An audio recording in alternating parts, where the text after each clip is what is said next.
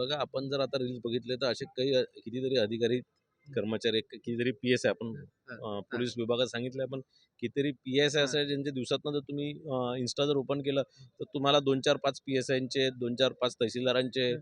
अधिकाऱ्यांचे हां. इतके रील्स तुम्हाला दिसतील. तुम्हाला लक्षात येणार की हे मला प्रश्न पडणार सामान्य जनतेला, हं. की हे कार्यालयात काम करतात की फक्त रील्स बनवतात. हं. आणि म्हणून कुठेतरी या सगळ्या विषयांवरती रिस्ट्रिक्शन झाले पाहिजे, म्हणून मी पत्र निश्चितच धोरण तयार केलं पाहिजे. आणि कायदे आहेत या संदर्भात, हां. परिपत्रकही अनेक आहेत, पण ते इम्प्लिमेंट होत नाही, ते स्ट्रिक्टली इम्प्लिमेंट झाले पाहिजे. बरं विरोधकांचं कामच आहे विरोध करण्याचा, आणि त्यांना आता पुढचे 5 वर्ष फुरसत आहे, आणि त्यांना काही ना काही मुद्दे पाहिजे, तर एखादा मुद्दा घेऊन ते विरोध करत असतात. तर मला असं वाटतं तेही बेरोजगार राहिले नाही पाहिजे, त्यांच्या हातातही काहीतरी काम असलं पाहिजे, म्हणून नवीन नवीन काम त्यांना असं भेटत गेलं पाहिजे. हीच भावना आहे. बाकी काम राज्य शासनाचं एकदम उत्तम सुरू आहे. नागपूरमध्ये हिवाळी अधिवेशन आहे आणि मी तुम्हाला विधान भवन परिसर दाखवतो. या भवन परिसरात गेल्या 4 दिवसापासून तुफान गर्दी होती. गर्दी काय आहे? तुम्ही म्हणाल तर म्हणजे पासेस दिले जात होते. कोणाला कोणाला पासेस दिले जात, त्यामुळे इथं गर्दी होती. आमदारांना देखील चालण्यास अडचण, मंत्र्यांना तर खूपच अडचण येते, कारण फोटो सेशन मोठ्या प्रमाणात सुरू होतं. आता सध्या जर बघितलं, डिजिटल युग असल्यामुळे प्रत्येकजण सोशल मीडियावरती आपण कसं झळकायचं स्वतःला याचा प्रयत्न करत असतो, आणि त्याचाच परिणाम हा अधिवेशनाच्या काळात पाहायला मिळतो परिसरामध्ये.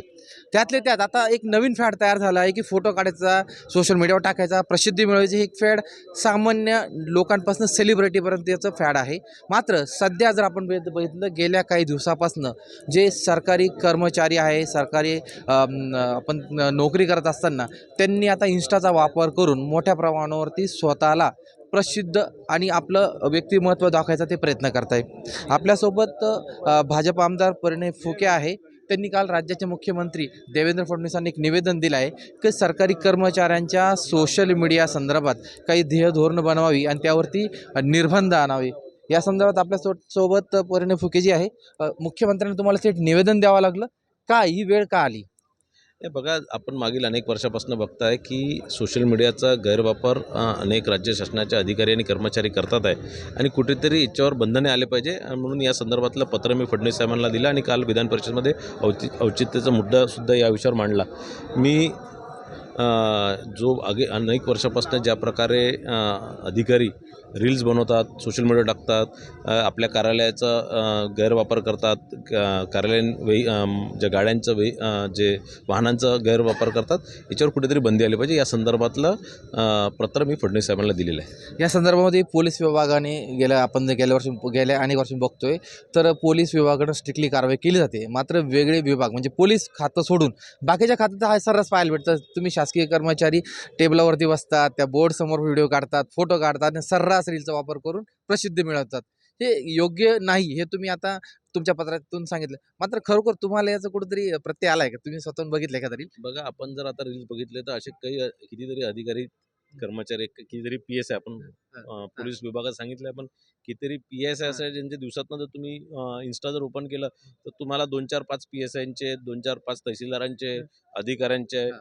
इतके रील्स तुम्हाला दिसतील, की तुम्हाला लक्षात येणार की हे मला प्रश्न पडणार सामान्य जनतेला, की हे कार्यालयात काम करतात की फक्त रील्स बनवतात. आणि म्हणून कुठेतरी या सगळ्या विषयांवरती रिस्ट्रिक्शन झाले पाहिजे, म्हणून मी पत्र दिलं. तुम्ही जर आज बघितलं तर त्याचा परिणामच खूप पाहायला मिळाला आहे. विधान भवन परिसरामध्ये या ठिकाणी तर तुफान गर्दी असायची. त्यातले तर फोटोग्राफी, फोटो सेशनसाठी प्रत्येक कोपऱ्यात कोणी ना कोणी एक कार्यकर्ता असायचा, किंवा एक आपण जर अधिकारी जरी म्हटलं तर दिसायचे, आणि फोटोग्राफर त्यांच्या मागे 2-2 दिसायचे. आज ते कुठेतरी दिसत नाही. त्याचा परिणाम म्हणता येईल हा?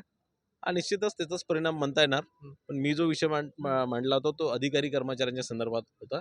इथे जे येणारे लोक जे आहेत ते सामान्य नागरिक आहेत. पण निश्चितच नाही, अधिकाऱ्यांचंच म्हणतो. अधिकाऱ्यांमागे 2-2 फोटोग्राफर असतात, ते सांगतात माझा फोटो काढ, माझा व्हिडिओ काढ. व्हिडिओ त्यांचा मोबाईल हातात घेऊन ते करतात. असं तर आम्हाला. मला असं वाटतं की त्याच्यामुळेच फरक पडलेला आहे, आणि त्यामुळेच रिस्ट्रिक्शन झालेलं आहे. पण यावरती वेगळं असं काहीतरी एखादी धोरण तयार करायला पाहिजे, असं देखील तुम्ही पत्रात नमूद केलंय का? हो, निश्चितच धोरण तयार केलं पाहिजे, आणि कायदे आहेत या संदर्भात, हां. परिपत्रकही अनेक आहेत, पण ते इम्प्लिमेंट होत नाही, ते स्ट्रिक्टली इम्प्लिमेंट झाले पाहिजे. बरं, शेवटचा एक प्रश्न घेतो. जास्त वेळ घेत नाही तुमचा मी. मंत्रिमंडळ खाते वाटपावरनं विरोधक आक्रमक होत आहे. वारंवार म्हणतात या सरकारला म्हणजे बहुमत असताना देखील मंत्र्यांचं खातं वाटप केलं जात नाही. याला तुम्ही कसं उत्तर द्याल? नाही, विरोधकांचं कामच आहे विरोध करण्याचं, आणि त्यांना आता पुढचे 5 वर्ष फुरसत आहे, आणि त्यांना काही ना काही मुद्दे पाहिजे तर एखादा मुद्दा घेऊन ते विरोध करत असतात. तर मला असं वाटतं तेही बेरोजगार राहिले नाही पाहिजे, त्यांच्या हातातही काहीतरी काम असलं पाहिजे, म्हणून नवीन नवीन काम त्यांना असं भेटत गेलं पाहिजे. हीच भावना आहे. बाकी काम राज्य शासनाचं एकदम उत्तम सुरू आहे.